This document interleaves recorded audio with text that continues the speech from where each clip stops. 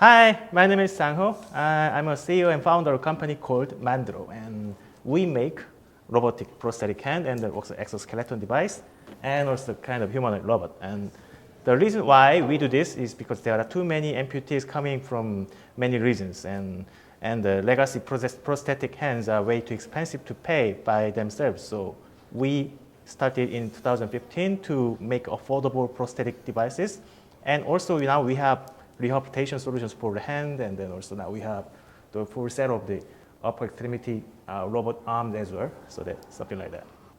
So the reason why I'm here is because I would like to have opportunity to have a partnership in another region as well, because we make fully customizable like a prosthetic device and rehabilitation solutions.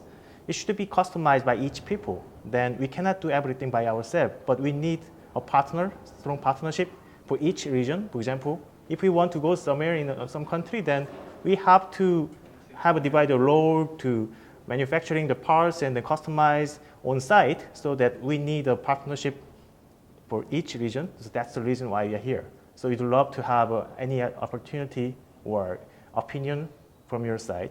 Yeah, that's the reason.